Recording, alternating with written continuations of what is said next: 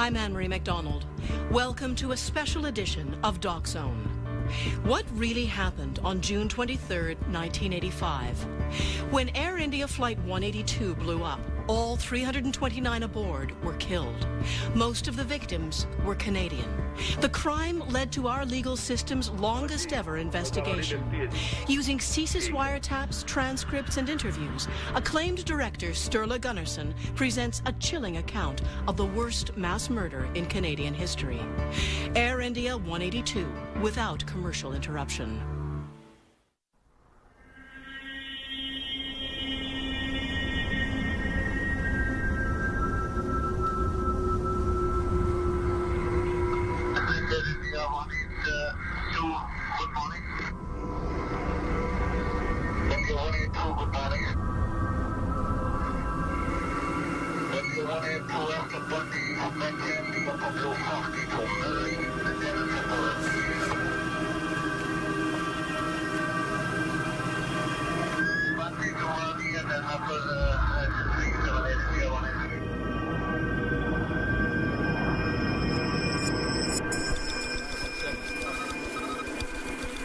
I was an air traffic controller working in the air traffic control centre at Shannon Airport.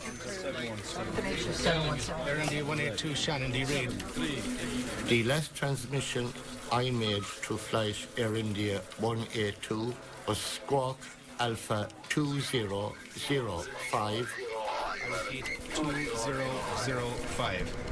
That was the last transmission made and received on frequency.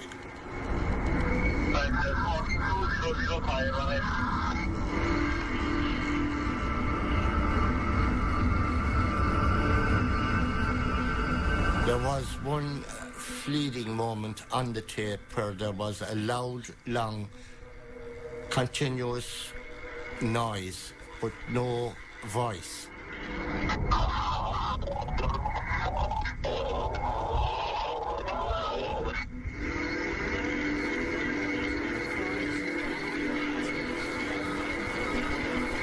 Air India 182, Shannon. I'm transmitted on 3 or 4 occasions. Air India 182, Shannon, do you read? Air India 182, Shannon. Unfortunately, I received no reply on my frequency. India 182 has gone off the scope. Where'd you last have him? 269 out. No one to this day has ever determined whether it was static or the aircraft in trouble trying to transmit to me. To this day, we don't know.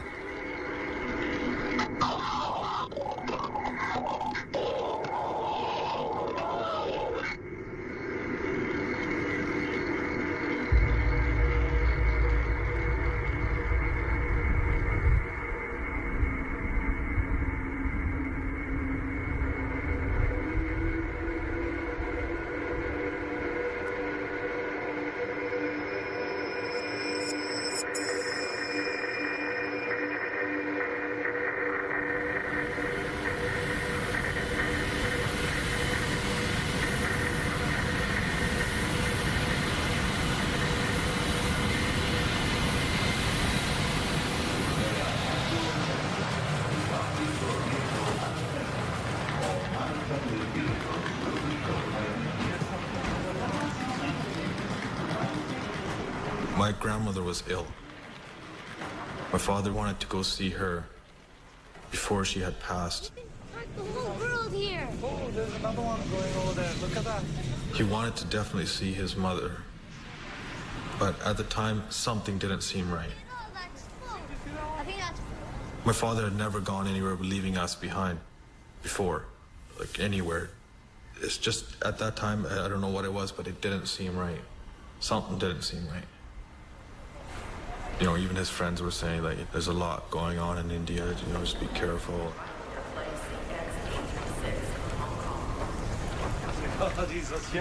Hardyal Johal, he was well known at the temple. I remember him. I remember meeting him.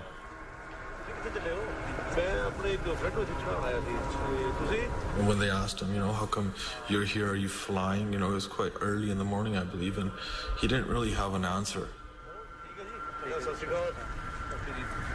And just kind of like, moved on, walked away, and that was it.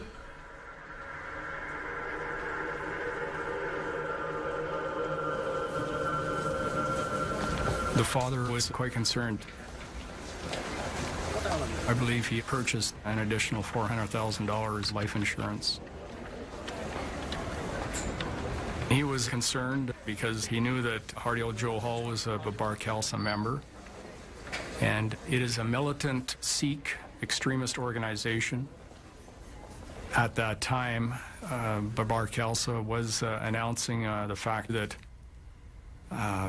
planes would fall from the sky, Air India planes would fall from the sky, and warned people not to travel with Air India aircraft.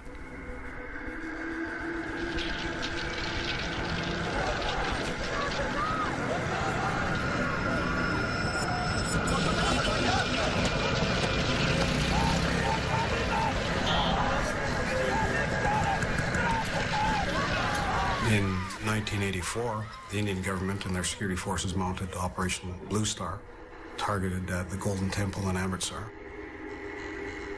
And the Indian government's actions around that particular event had an effect of galvanizing overseas Sikh communities everywhere, and particularly what we term the Sikh extremist communities. Those individuals among the Sikh communities that held to the notion of a separate state of Khalistan.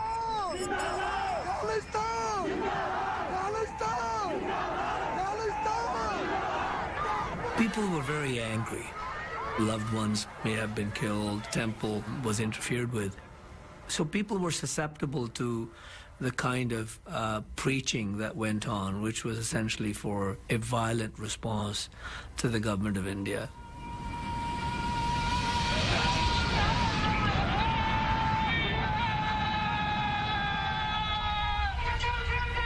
I think it's fair to say that the principal extremist or pro-Khalistani group at that time would have been the Babar Khalsa. And it was widely understood that Talwinder Singh Parmar was the leader of the Babar Khalsa in Canada.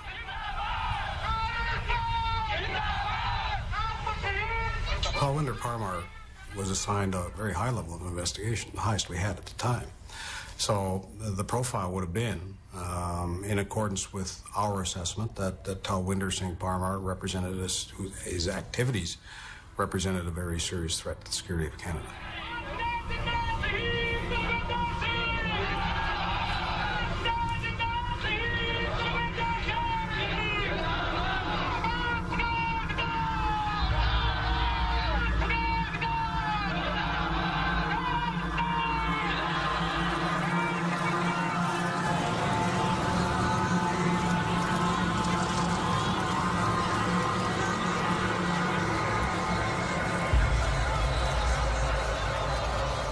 Was there an appreciation that we were dealing with a terrorist organization here who has killed, or which has killed? Yeah, that was understood.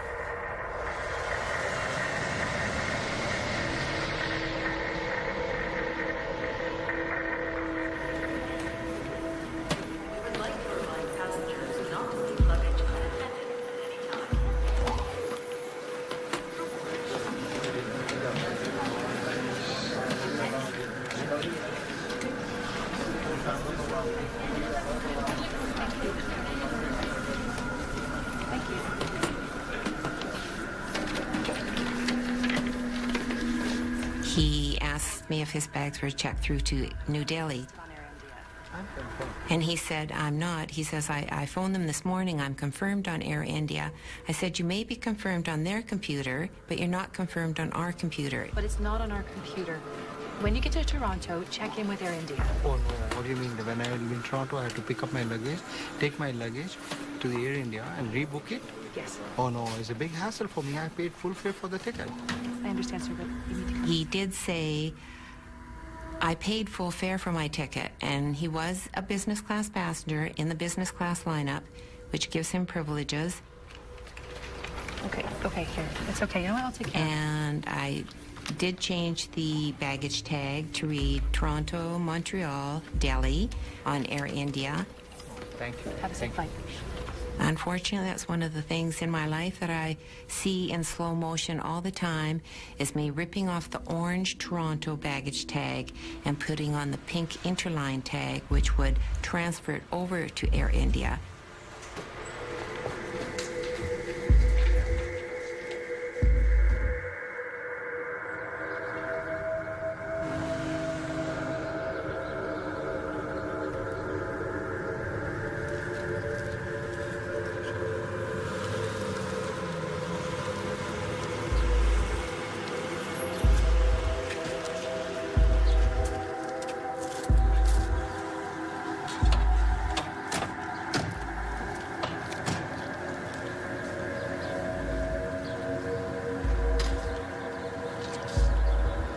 Ray is a tightly wound guy. Ray is living this file. This investigation is not a 9-to-5 thing for Ray Cobsey. This is his life.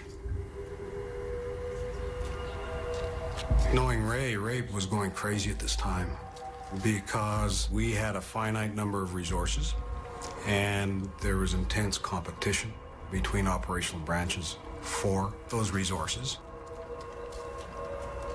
It sounds trite to say that it was a very busy time for our counterterrorism program, but that's the fact of the matter.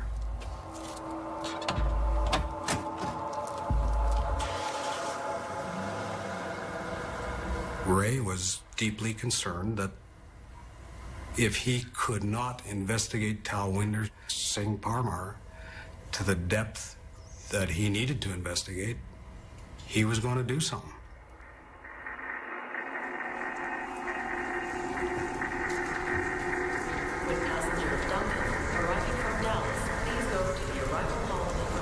There was a lot of toing and froing the day or two before because, of course, we were trying to actively get them on that flight.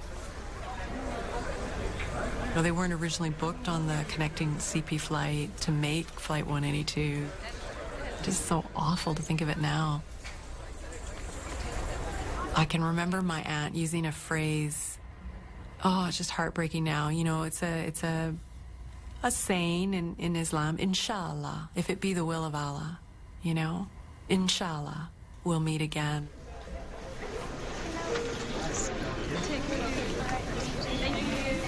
We were sisters. Zeb was always happy and adored by all of us. She was star in every way. Yes, she was. And at the same time, she will never tell anybody that she's a doctor. Unless it comes up or anything. She was the most humble person I know. And I remember my mom just not letting my aunt go. They just kept touching each other's hands through the glass. I really remember that. Smile. And feeling frustrated, feeling embarrassed, you know, and just saying, okay, bye to my aunt and uncle. And we never... It just wouldn't even occur to us that we'd never see them again, ever.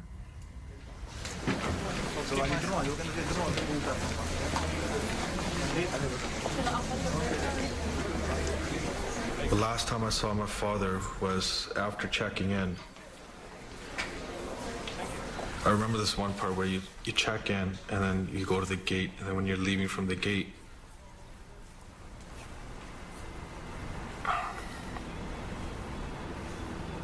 you walk.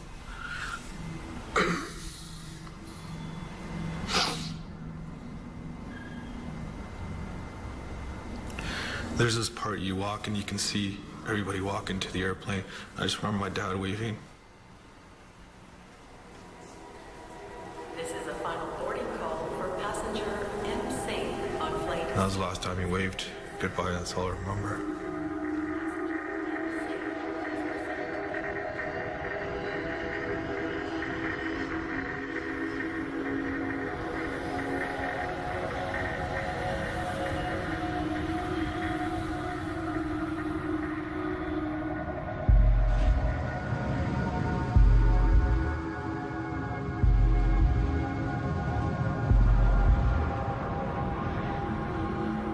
When she left, I was very restless, just almost suffocating. In a flash, I saw my sister, her hands outstretched like that. And it was so real what she was wearing when she left. I just saw her there, stretched her arms.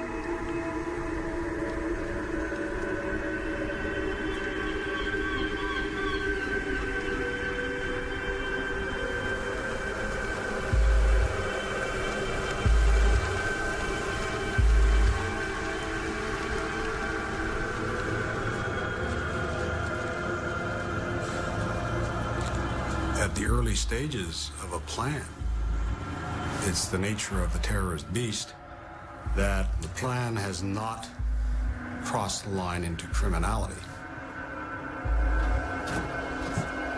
If you look at the activities that go into mounting a terrorist organization, apart from conspiracy, those activities are benign in the extreme. And unless the intelligence that you have, or the criminal intelligence that you have, contains a degree of specificity, that conspiracy doesn't have a hope in hell of passing muster in a criminal court. So fundamentally, you have to let these conspiracies run a long way before you make intervention.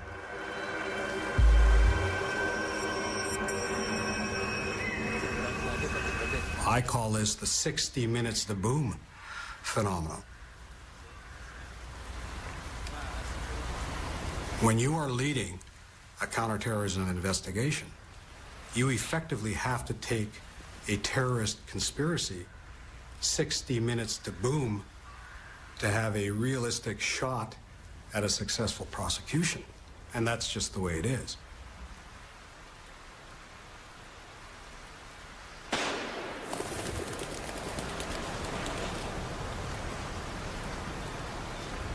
We didn't know what that bang was. We didn't know if it was a report of a rifle or a detonation. And there were some conflicting assessments around that by the people that heard it. Was the bang in the bush in Duncan?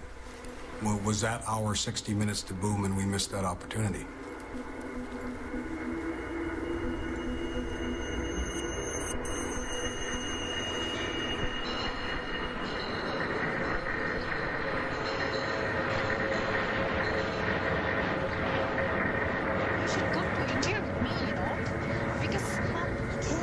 My mother, Borsha Kelly, was accepted to do her PhD at a university in India, and that's why she was going back. I was, you know, your typical Canadian kid. I was born here and raised here, and just your average Canadian teenager, you know. My mom actually said, you should come to India with me, and you'll have the whole summer. We can just bum around India, but something inside me knew that I shouldn't run away from my problems, so I didn't go, which, you know, gladly, thankfully, I didn't go. I remember I had to go to work and saying goodbye to her at the door, and I remember her saying that she would be back before I knew it, and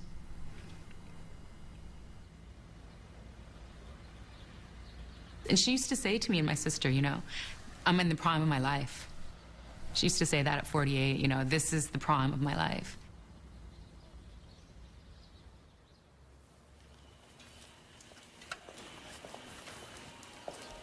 Oh, Rayat. Oh, is that you, Doug? How's it going under here? Oh, good, good. When I first met Inderjeet Rayat, he was working on my truck. Found him to be a very personable fella.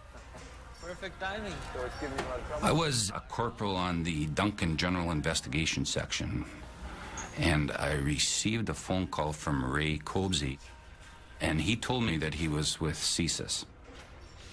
To be honest, at that time, CSIS had just formed, and I had to do a bit of thinking to bring out what CSIS was in my mind, which I did. And his inquiry was to do some discrete background checks on Inderjeet Rayat. Inderjeet Rayat seemed to me like a nice family man. I had 5 children. I believe he had 4 children. Seemed to have a lot of the same goals in life and whatnot, and we just seemed to be one of those deals where we got along well with each other. Personalities sort of clicked, and we had some good conversations. And as the investigation started to unfold, I certainly started to see a different person. It was certainly not just for myself, but for all police agencies in this country. It was a learning curve about terrorism and what a terrorist is really like.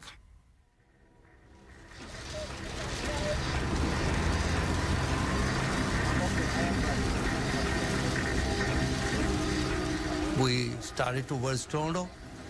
It was raining like anything, storm coming. We were fighting quite a bit.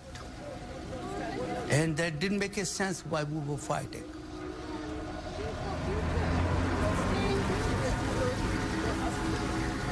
Anu was just kept on saying, I know, Dad, that we are going and you're going to be alone. With a kid did not understand that. And even truthfully saying up till now, even I don't understand that, why it was happening. Maybe God wants us to be angry enough that we started hating each other. If something happens, we don't love. I don't know.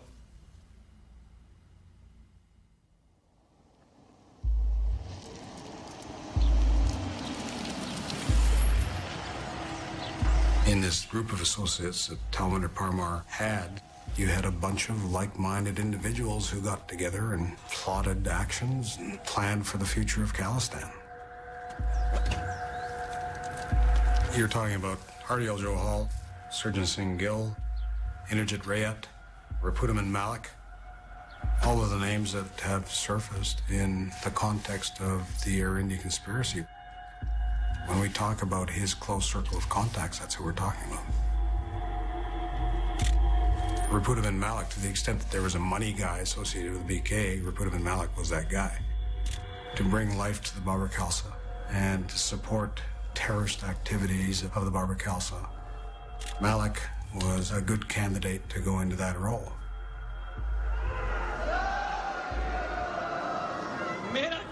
Najib Singh Bagri is Babur Khalsa leader. His views on achieving an independent Khalistan are very similar to Malik's.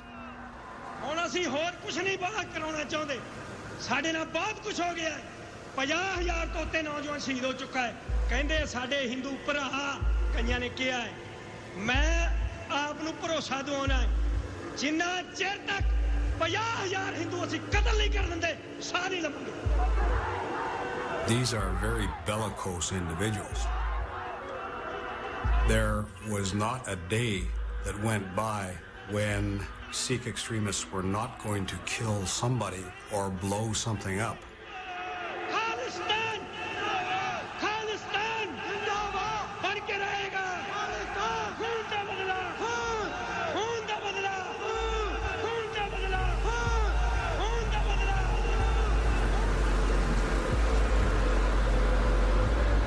There were many instances where people spoke up and they were threatened, physically manhandled, and they changed their stance the next day. It was a state of fear that existed in the community at that time.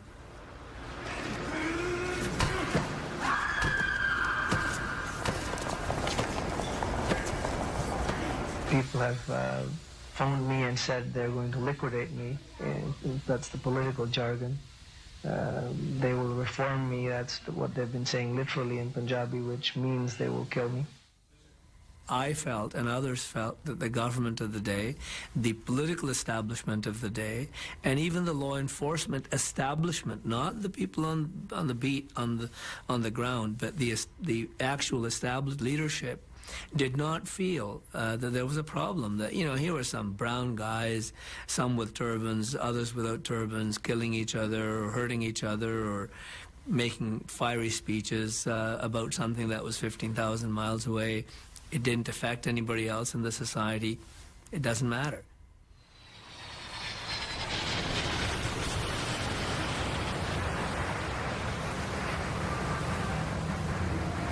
Just as we were approaching the airport, the rain stopped. I was very worried. I said, you know, with this storm and all, taking like the planes going out and all that. And my husband said, what time are you living in? He said, this type of rain doesn't bother the big airplanes. But it just felt very comforting that everything had cleared up.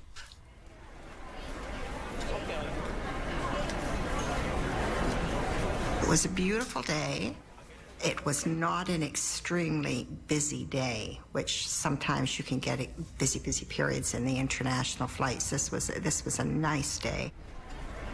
Okay, you're going to go this way. And your gate's just that way. School was out, and these were all Canadian children that were going home to meet with the grandparents or go home for their summer holiday. A lot of young people. It was entirely their decision because they thought they were old enough to travel on their own and connect with the family entirely on their own. My oldest son, Devin, had written on his calendar, return to homeland, you know, a little thing on the 23rd of June. Yeah.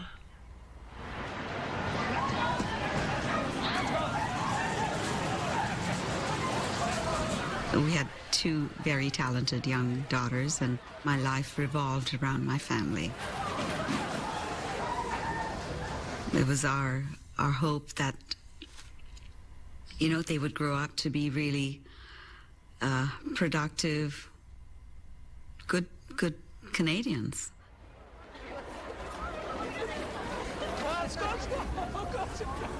There was this odd coincidence about all 5 young women being dancers traveling together, and Vishnu was going to be this one chaperone of these 5 young women, and we teased him about it, and he kept saying, I'm going to get a seat so far away from these 5 boisterous young women, you know, so that I can travel in peace.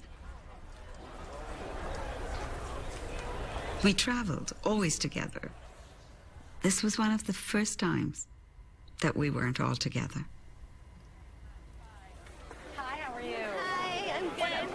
Suit you have. What a great color. There was one young girl that came up. She was dressed in blue. She was, I think, probably 22 years old. And she said, it's my first trip over there, and I really wanted to look so nice. So we assured her that she looked so beautiful, and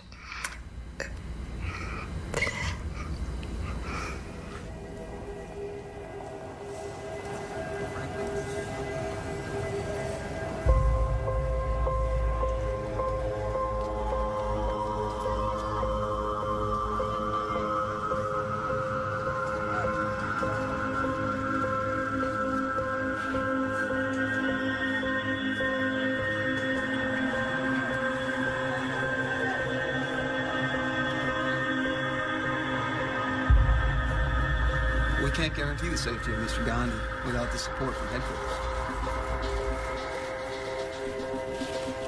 Well, with all due respect, sir, we have an emergent situation taking place here in the field. So the note कर लो ये लोग ऐसे क्यों आ गए phone दबाव मत करो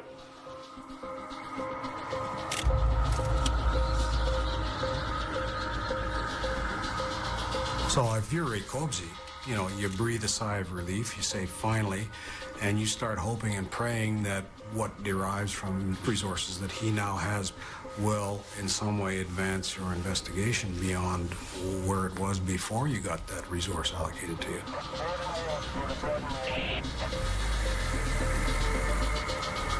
The more sources that you have working against the target, the greater the prospect that you're going to find that critical nugget, that very valuable singular piece of intelligence, actionable intelligence, if you will.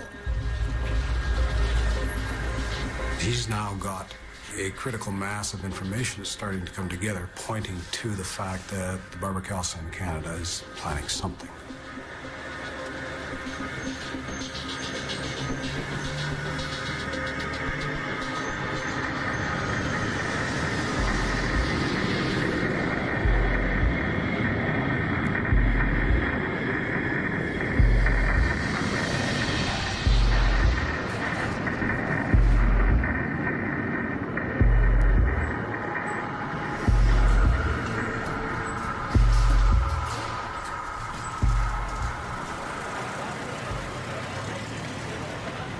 I liked everything about him. He looked very, very handsome in uniform, tall, very handsome Sikh gentleman, and very fit to look at, very intelligent. He was very ambitious. His friends always thought that one day he will be the managing director of Air India with his qualifications, his background, and his intelligence. There is no one like him.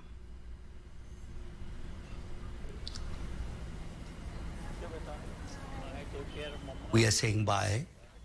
We hug each other. And I'm telling the kid, take care of your mom. On the same time, I'm telling the mom, take care of the kids. This is the first time that a person is going out of country and I'm not there with them.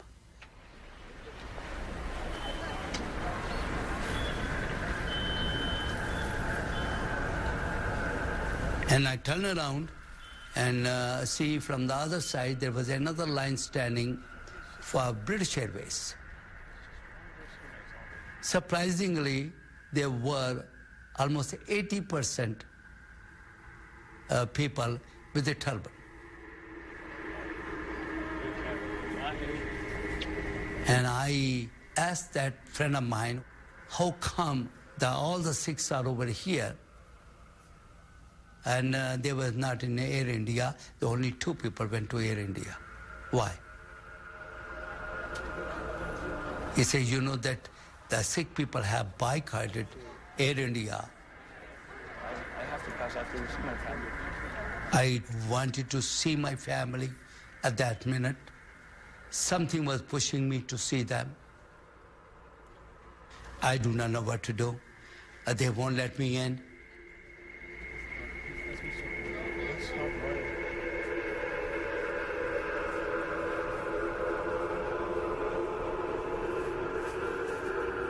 And I dread that moment. I let them go.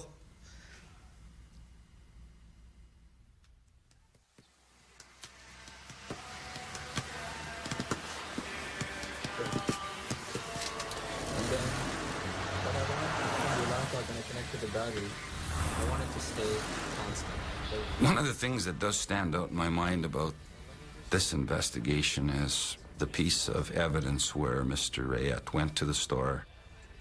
He had the battery, the relay, and I believe it was a light of some type, and the time clock. When it went off at the set time, it blinked.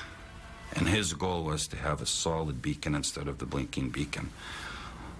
So I just picture in my mind this fellow walking in the store that's, as evidence suggests, building a bomb, walking into the store with this contraption and asking these questions and help to do this. Ready? Certainly, that's one of the things I really recall, and it's It's just unusual for somebody doing that caliber of crime to do that. You want a few sticks? Yes, please. Yeah. Canadian police agencies, we were in our infancy as far as terrorism investigations. Police officers at the time, I mean, yes, Canada has a great Canadian mosaic today. Back in 1985, I don't think the police were any different. In East India, and we didn't know the difference between what is a Punjabi, what is Sikh, what is Hindu, Khalistan, what is that? Where's India? Like, Where did you put the sticks? here you have a conspirator walking around and telling people about his concerns back in India, and he has to do something, and very overtly doing things, which is laying an evidentiary trail. Big explosion from 2 sticks. I can't believe it.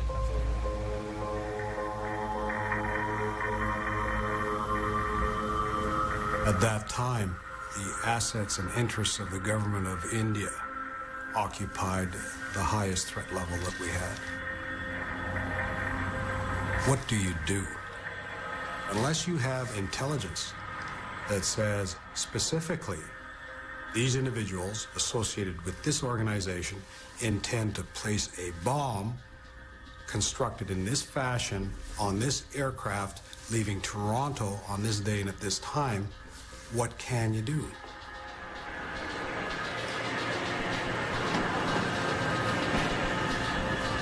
It was really, really hectic in there. And there was a lot of pressure on those people. Get things moving, get it moving. We've got to get that plane in the air. Load the luggage on and on your way. Most airlines don't like to see one of their aircraft just sitting idle.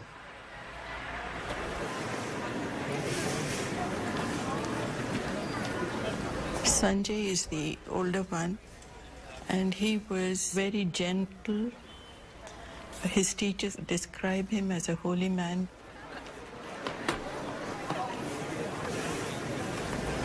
My younger one, Deepak, was bright too. He too was an honest student, but he was full of life, full of laughter, full of mischief.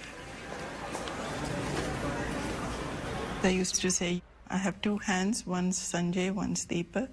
I have 2 eyes, one's Sanjay and one's Deepak. One has got foresight and the other one is the light of my life, because Deepak means light.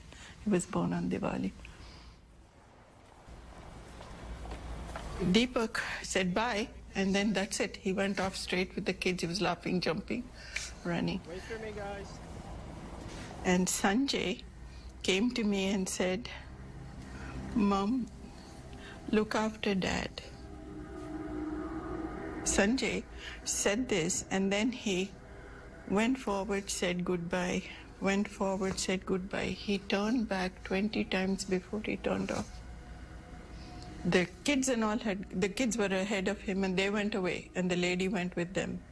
But this son of mine turned back 20 times, and then I began to feel agitated, and I said, Babu, what is this? This is not normal.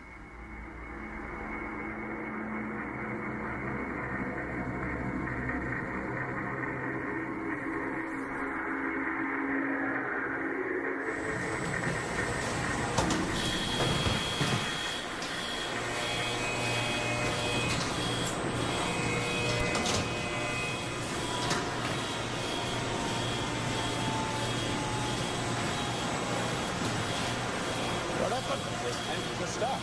I don't know.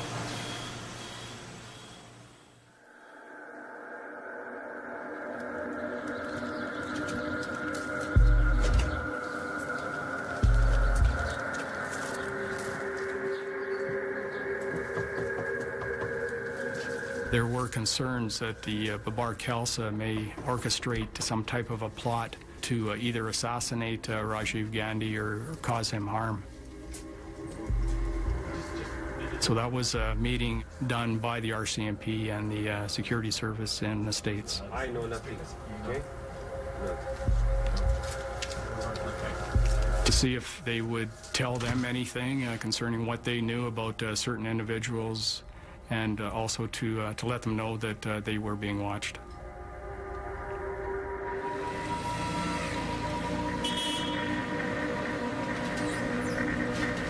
The machine was broken down on that day, so the bags could not pass through the scanner. Everybody come here. Everybody. The security guy came downstairs and explained to the security people what they should do and gave them a hand wand to check the suitcases. The security manager, he lit a match and he passed the wand on top, and then it came beep. That's the noise you look for. Okay, now take this and use this one.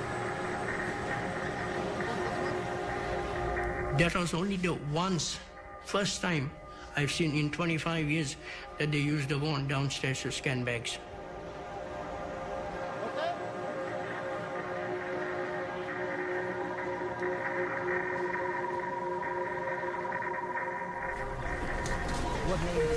Ladies and gentlemen, we would like to apologize for the delay in boarding Air India Flight 182, soon departing for Delhi via Montreal and London Heathrow. We thank you for your patience and we will keep you updated. Mesdames et messieurs, veuillez accepter nos excuses pour le délai. There was quite a number of children on board the flight, and this is the most vivid memories I have, personally. The one that keeps coming back is the little girl. She couldn't have been more than 7. And she was clutching a big box of chocolates. And I can still see that little face.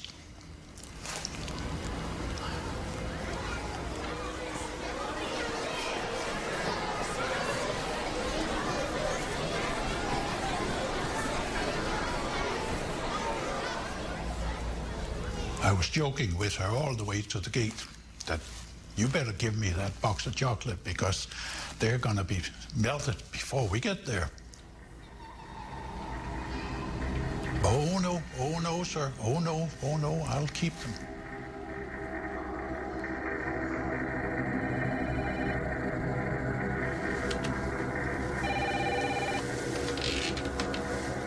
Hello Waheguru Khalsa Waheguru फतेह खालसा जी कहानी लिखती नहीं होनी करो CPR, good afternoon. Well, Air India travels Toronto, Delhi via Montreal. I can put you on a non-stop flight. Montreal connection with Air India 182. हाँ जी मैं कहानी लिखती है जी ठीक है लिखना चाहोगे हाँ घर ही आ जाओ मैं घर ही हूँ ठीक है हाँ जी वाहिगुरू जी का The wiretaps consisted of Talwinder Singh Parmar right up until June 23rd, 1985. That was a major problem for the CSIS at that time, to have enough resources to translate the tapes that they had intercepted, to have them translated quickly and properly. Waheguru Khalsa Waheguru फतेह खालसा जी कहानी लिखती नहीं होनी करो ठीक हाँ जी मैं कहानी लिखती है जी ठीक है What does that mean to you as a reasonable man? Have you written the story yet? The fact that something I don't understand is followed by a call to a CPR office does not present to me a eureka moment saying, oh my God, they bought tickets for a CPR flight and they're going to put a bomb on that plane. That doesn't follow in any reasonable man's reality. You know, so that's the eyes that we're looking at this with. Have you written the story? What does that mean? Ladies and gentlemen, Air India Flight 182, destination Delhi via Montreal and London Heathrow, will now commence pre-board. We would ask anyone traveling with small children or anyone else needing assistance to board at this time. Please have your passports and passports.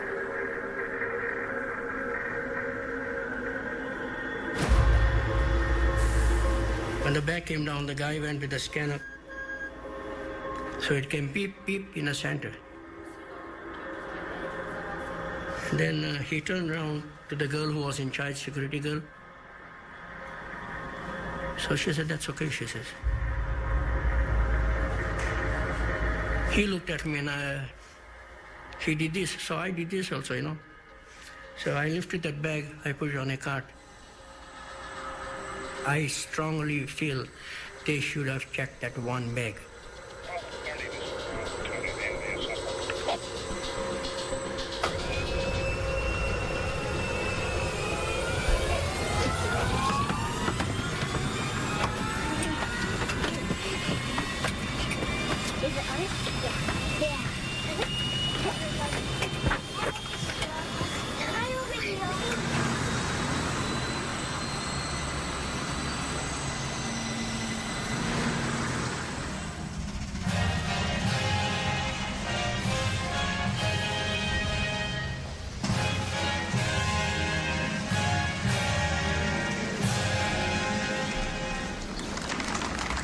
You do have a sense of relief, but it's very short-lived. You say, okay, Gandhi lives to fight another day.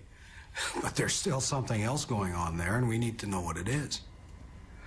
So, you don't see a lot of celebration in our business.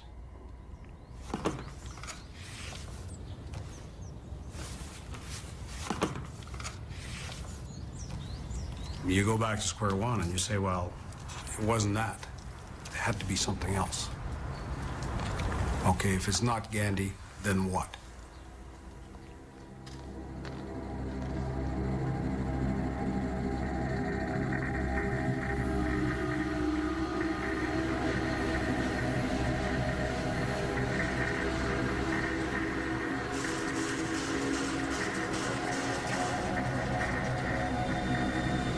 Good evening, ladies and gentlemen. We apologize for our delay. Welcome aboard Air India Flight 182, en route to New Delhi via Montreal and London Heathrow.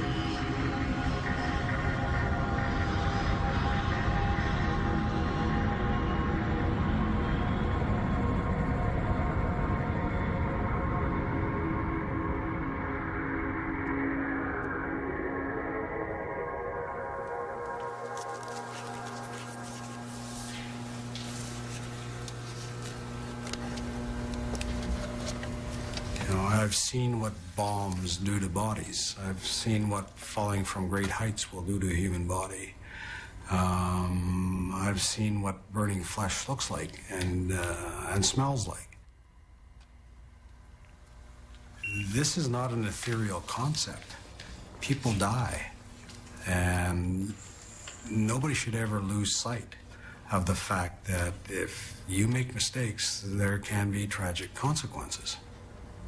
You need to remember that all the time because it galvanizes you. It makes you personalize your investigations, and it makes you do everything that you possibly can to make sure that people don't die.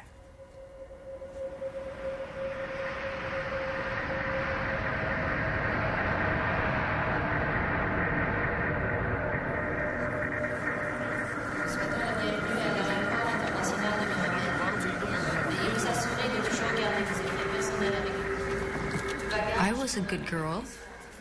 I had done what I was asked to do, which was to put on a certain amount of weight so I could be rewarded with a weekend pass so I could attend my sister's funeral,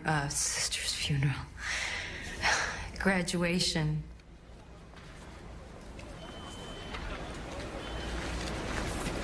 You know, we were just having some parting words and some joking around. Oh, it was a big hug, definitely. Yeah. And, you know, you sort of, and after sight, you think, oh, you know, why didn't I say I love you? Or I didn't, you know.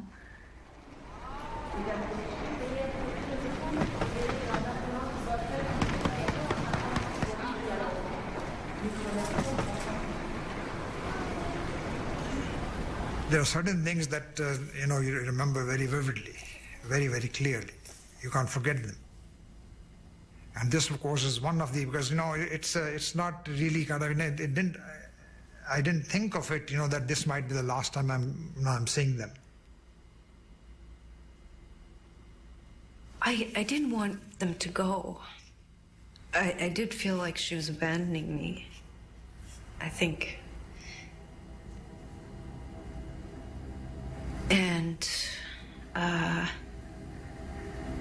I just remember that she was very excited to leave, and she was very happy.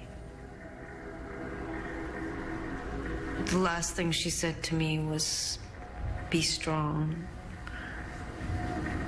Be strong like your sister."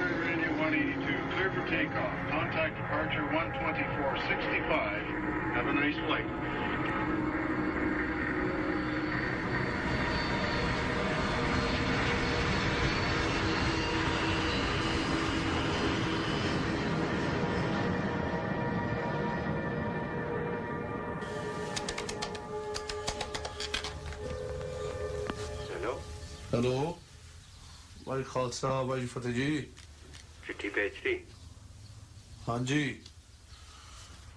चिट्ठी तो मैं कल सी चंगा जी सत श्री अकाल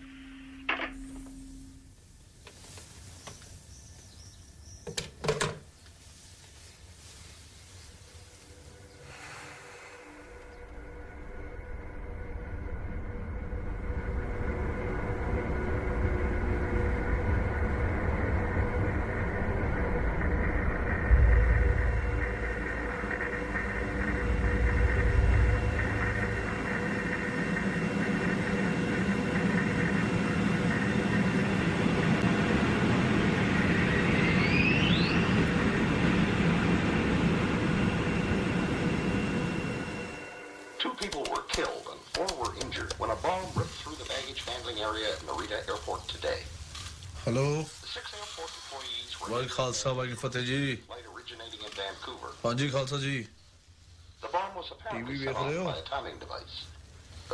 जी हर पासे वही खबर है हाँ जी कितने बरीटा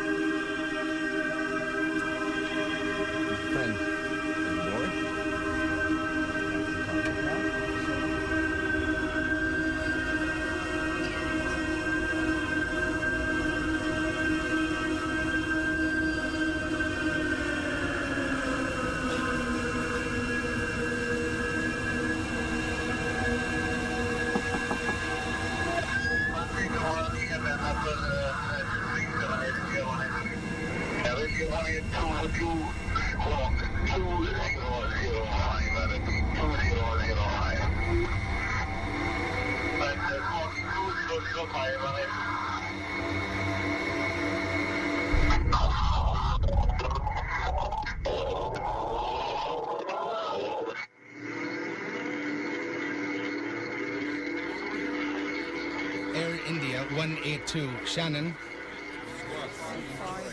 Air India 182 Shannon, do you read? There's an Air India 182 at this time. He's not talking to us. Can you see anything ahead of you there? see, and I saw a piece of a contrail out the left side that looked like it might have been a 31, but certainly no airplane yet. You don't see anything there? At this time, we're very worried. We're very worried. We tried every means humanly possible to re-establish contact with the aircraft. Unfortunately, it was not to be.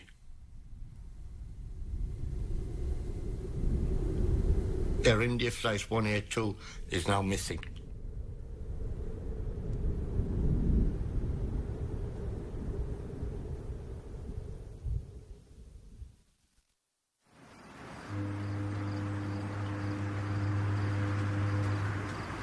The phone had awakened my sister and I, and we were sort of groggy. It was very early on a Sunday morning, a beautiful, quiet Sunday morning in June, and suddenly my mom's screaming. Oh, it was a scream really like I've never heard. Like, it was just awful. I don't think I'll ever forget those screams. No, I know I won't.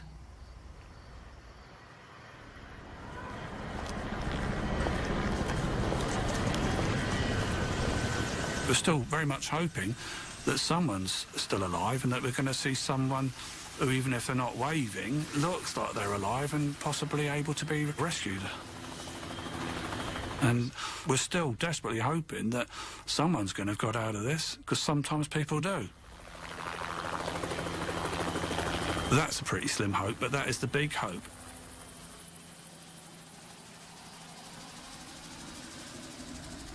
He said to me, he said, "It's the boys' flight." And I said, "What happened to the flight?" And he said, "They're saying that it disappeared and there are no survivors." And I said, "I can't be." I said, "That can't be."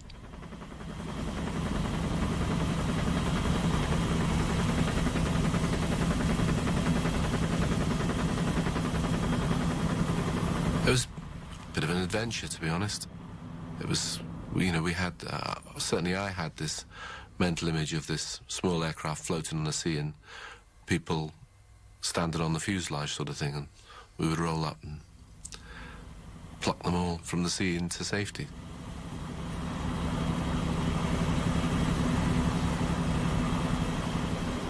He went to the phone, he said, yes, the children were on the plane. And he says, all's gone, and collapsed. And I got out of the bed and said, "Don't cry like a lady, like a girl." You know, I said that, and I ran to the television, turned it on. Programs normally seen at this time have been cancelled or rescheduled so that we may present the following CBC News special. It's one of the worst air disasters ever, and it's taken more Canadian lives than any other crash in history. Air India Flight 182 simply disappeared from radar screens off the coast of Ireland. On board were 329 people. More than 280 of them were Canadians. At least 86 of the passengers were children. It is almost certain that no one survived.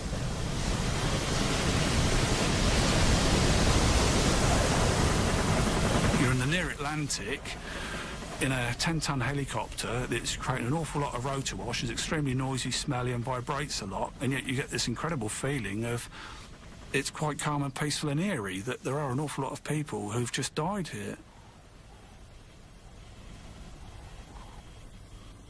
And it's something that I've never felt before and something that I've never felt since. And I think that was just like us realising that this was going to be a recovery as opposed to a rescue operation.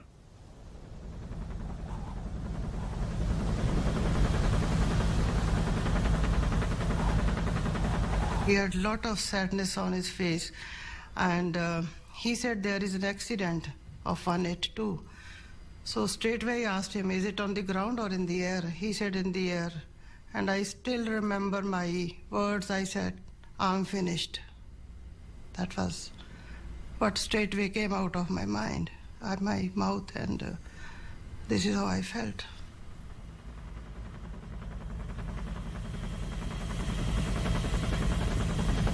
And at that stage, they told us that the wreckage extended for between 5 and 10 nautical miles in any direction from our position.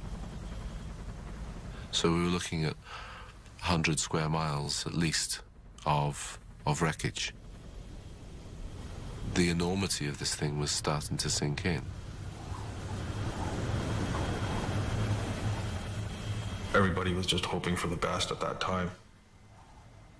As soon as my dad's friends started coming, relatives started coming, I realized that definitely something was wrong. Nobody actually really told me what happened. I kind of pieced it together. As far as you could see was wreckage. You could smell the aviation fuel. And for a brief time, the smell of recent death was even stronger than the smell of the aviation fuel.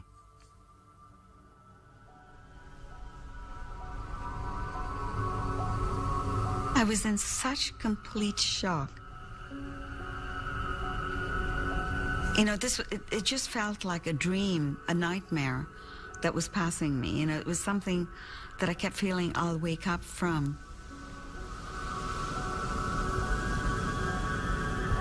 And it wasn't until the first body came in where the impact hit. It was extensively injured. It was the body of a woman, and she was really badly injured. There was an immediate impact on some of the men in the boat. And some of them were crying and some being sick.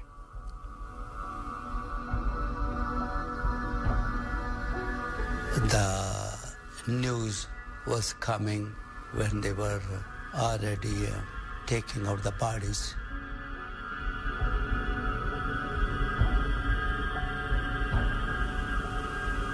I just made a statement. I say, don't worry about that. The plane fell there. I know they know swimming, so no big deal of that. And they will swim.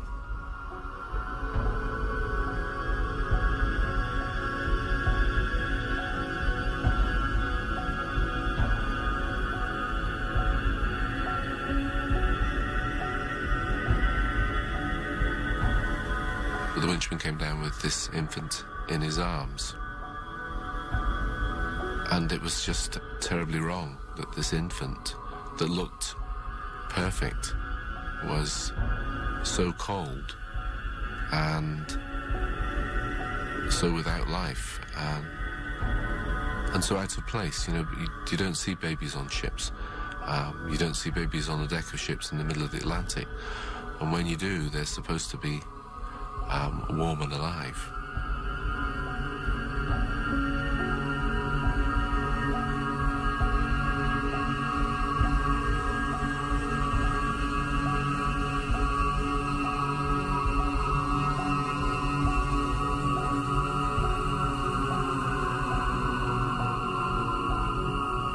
And he said, Ishe, there's been a crash. And that was when I knew they were dead. I knew it. I knew they were dead.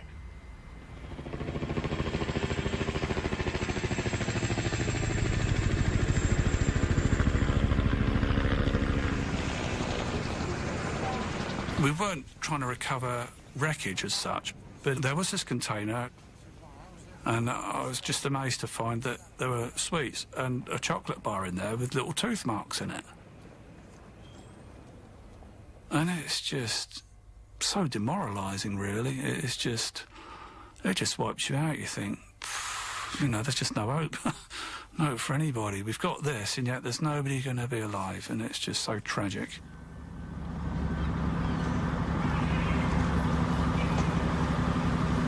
It was absolutely breathtaking to see such a sad scene, really. Well, I always remember the sadness I felt in my heart when that boat was coming up the river. And it quite apprehensive of what I may see and would I be able for this.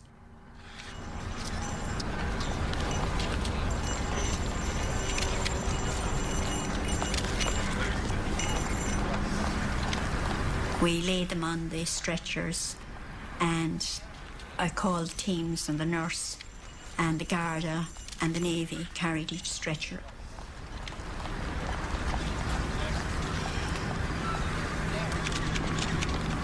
You know, it was very blustery that day, actually, because I remember the nurses had to put their hand across the stretcher to make sure that it was steady. And to me, it gave the image, you know, you're all right, you're home, we're caring for you.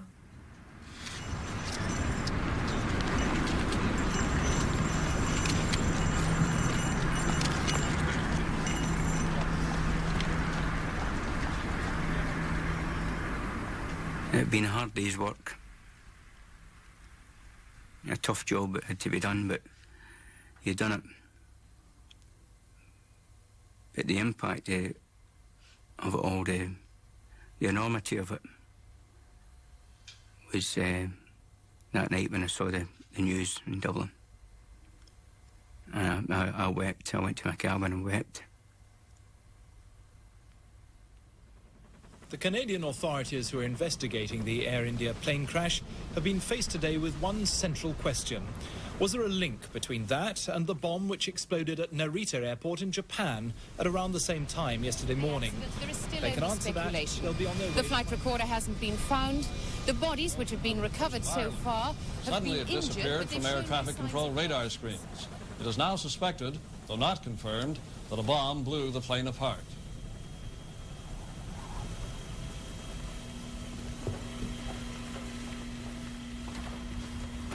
Ray has spent a long time and many hard hours trying to advance this investigation.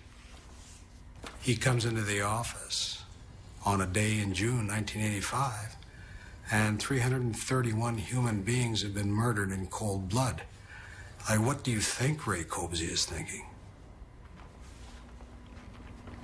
But Ray, probably more than anybody, is saying it didn't have to happen. And that pushes anybody close to the brink of insanity. I'm not saying Ray was insane, but you can just imagine the mindset you'd be in, wondering whether there was something that he could have done or somebody could have done to have prevented this. Indicated contacts, etc. That would be of value.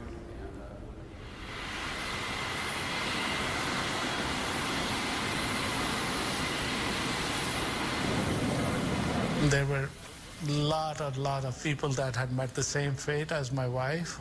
You know, they were the same relatives there. And there they were looking at me and they were saying, the Sikhs did it. And I was one of the person that was wearing a turban. And it was quite a trying moment there. And people saying, you guys did it, you guys did it. And I had to tell them that I lost my wife too. We were the first ones to arrive, and there were no Canadians. And when we went to the Indian consulate people, they said, what citizens you are? We said, we are Canadian citizens. They said, you have to wait for the Canadian people to help you out. And when we went to Ireland, there was no Canadian representative. Nothing at all? No. And I think that was the beginning of my rage, really. Started in the days after the bombing. I remember then Prime Minister Brian Mulroney sending his condolences to the Indian government, which was such an outrage to me because, you know, my mother was a Canadian citizen. I'm a Canadian born in this country, and yet his condolences are going to India. It's like we were never Canadians in the first place. You know, that this was not something that happened to people that lived in our country.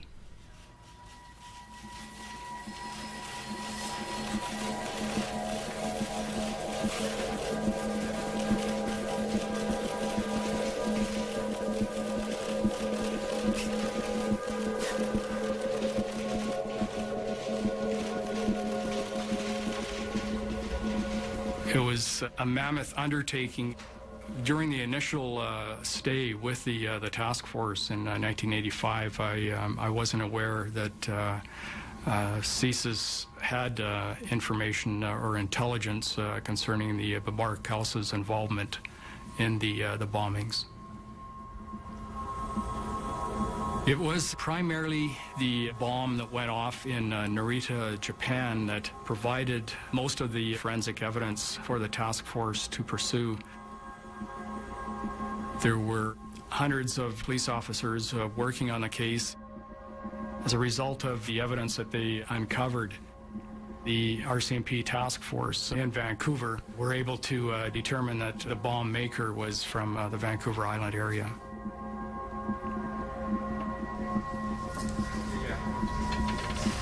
As the investigation unfolded, we found that in a very short time period before the baggage was put on the plane, Inderjeet Rayat went to Auto Marine Electric here in the Lower Mainland and needed to purchase another battery, took some of the components into the store, and sought to use his employee discount at the time he was in the Auto Marine store.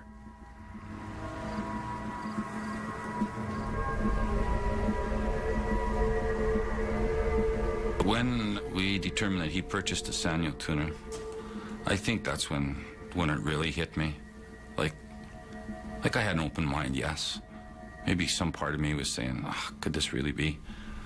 When I determined that he purchased that Sanyo tuner, I thought, there's too much here now. This is the man in my mind.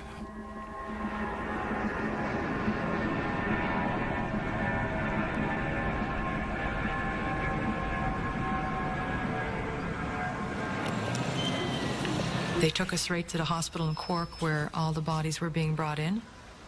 They gave us some forms from Interpol to fill out as best as we could to describe our family members, any noticeable birthmarks or scars and anything that could help them in the identification process.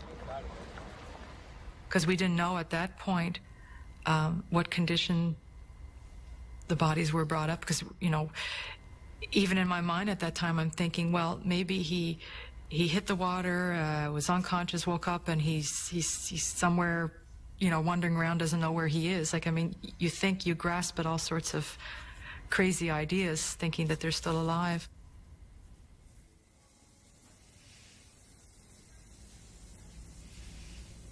We were taken to a hospital where they were doing the autopsies and where they were collecting the bodies. And we were all gathered into a room.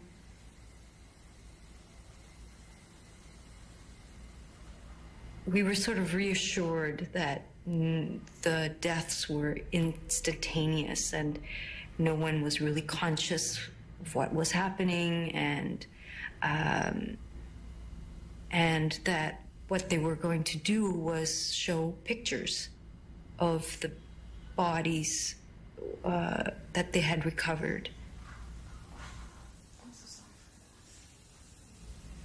They had taken mugshots of all of the people and posted it behind this curtain.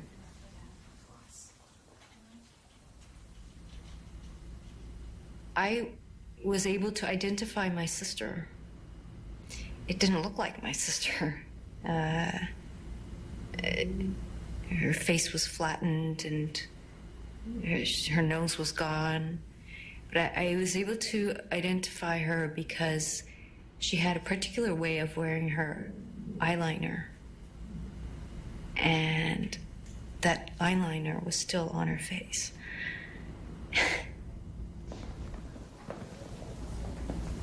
There was no external damage. There was nothing kind of, to show from outside, that there was anything violent that had happened to them. It was kind of, as if they're just asleep or something.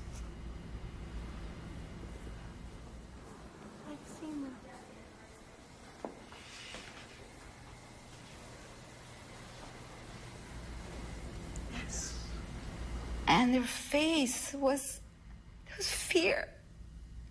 It was just like they had this, something had happened, and they were like this mortified, and it was like frozen right there. The picture was just full of these. I couldn't have borne to see their bodies. It was just. Trixie.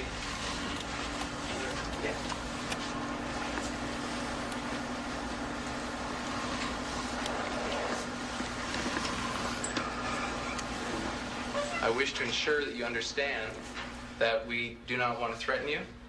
We don't want to harm you. We're not going to retaliate against you or your family or anybody else.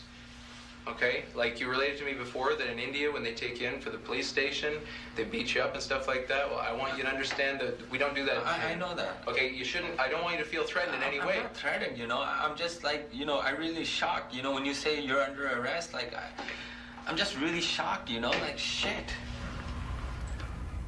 Like, I was mystified that this man that I thought was a certain type of person was now this type of person.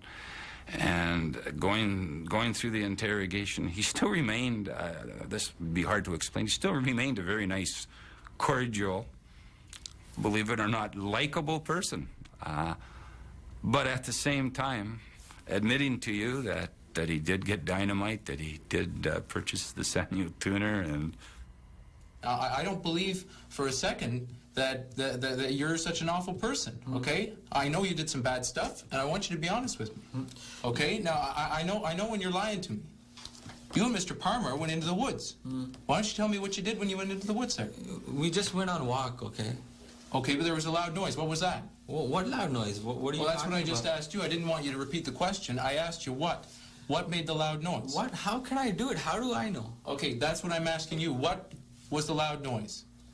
What? I know nothing, you know. I don't know. I don't know. Listen, Riyad, I want you to be honest with me, okay? I want you to think about a lot of things, and I want you to be As honest. nice as they are, as nice as they seem, there's a total lack of emotion when it comes to what's being investigated. The fact that 329 people, 2 others were murdered, the fact that there was little kids, the fact that we produced evidence out of the sea like little Cabbage Patch dolls, clothes off infants and stuff that, as an investigator, just looking at the exhibits almost bring tears to your eyes, have no effect on these terrorists people. Like, have absolutely no effect whatsoever. Just totally numb to it all.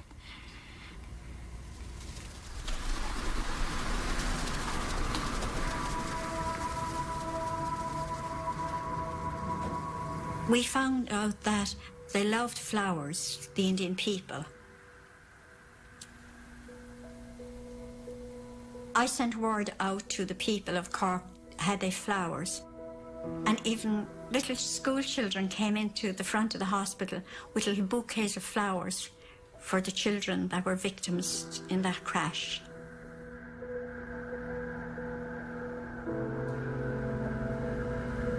It's a small village, and when they saw 329 people and families coming there crying, they were deeply moved. They opened their homes and their hearts, and if it was not for them, I don't know.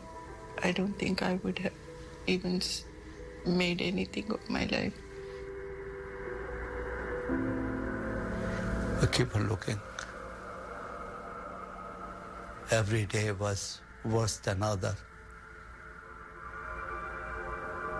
Surprisingly, I see my son. He was just sleeping. He looked like a little weaker. That's it. But just a very peacefully sleeping.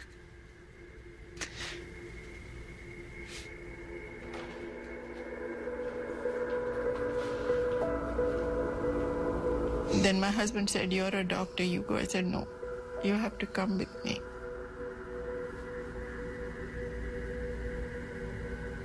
And then I saw the body. Of course, it was nothing like how we sent him.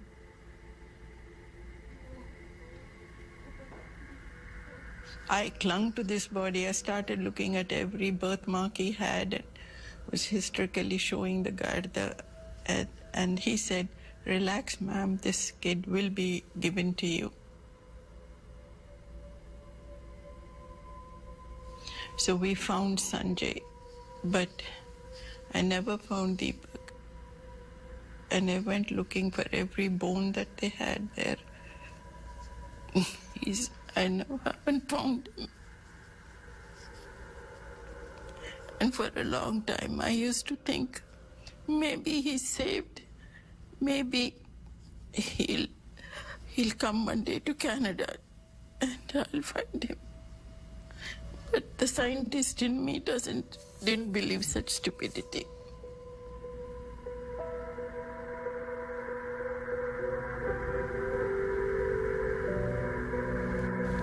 No, I don't know. That time get happy, get angry, or get sad. Because when you come out, you hear the voice from the people. People were congratulating each other as somebody found the body of their loved ones. That's the first time in my life I have witnessed that.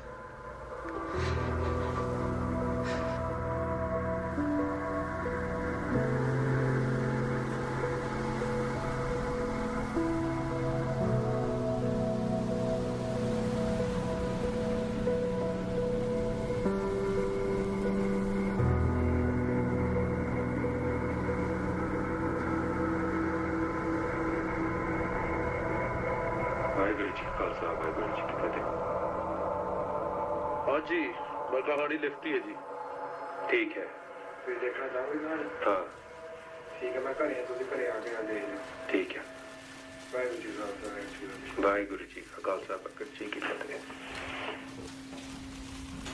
There was no mystery around the process. There was a policy provision, there was a legal imperative, and there was a manual process that said after 10 days, get rid of them.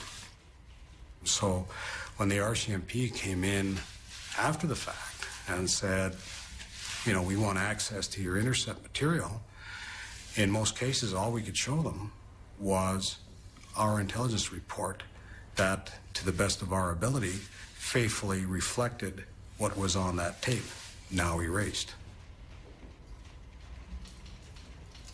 Somebody ought to have had that eureka moment and said, we have to stop doing this. It was a mistake, and it was a mistake that shouldn't have been made. And we have acknowledged that. It shouldn't have happened. There's no joy that comes out of Air India Narita. Not for anybody.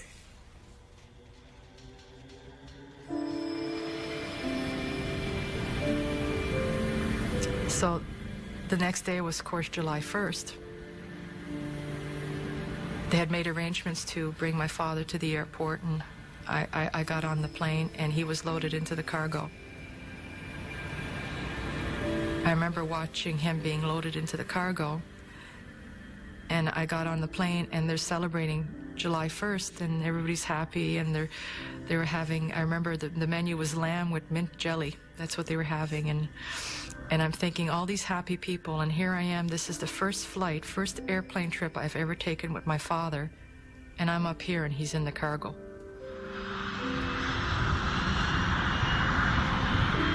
It's the first father-daughter trip we've ever taken together.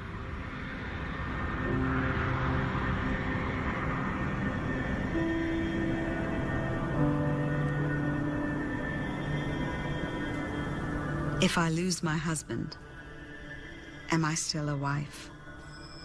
If I lose my children, am I still a mother? Who am I? To walk into that house and know that that bed will never be occupied by that person again. To go to their closets and feel their clothes and smell them. To go through your cookbooks and see that you're going through these recipes that were their favorites.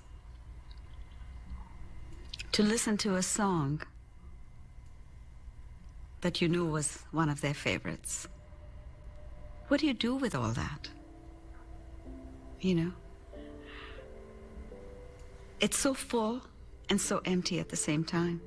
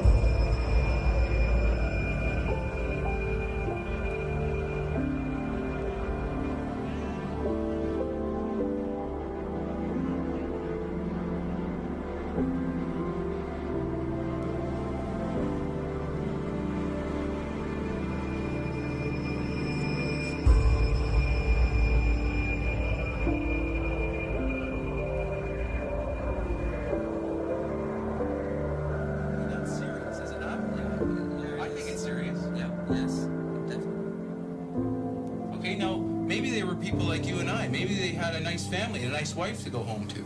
They're not going home to their wife anymore. Like, that's not happening. What do you think should happen to people who do things like this? What do you think should happen to the people who did this? Tell me what you think. You know, that's really bad what happened, right? I feel sad. What do you think should happen to the people that did this? They should be shot.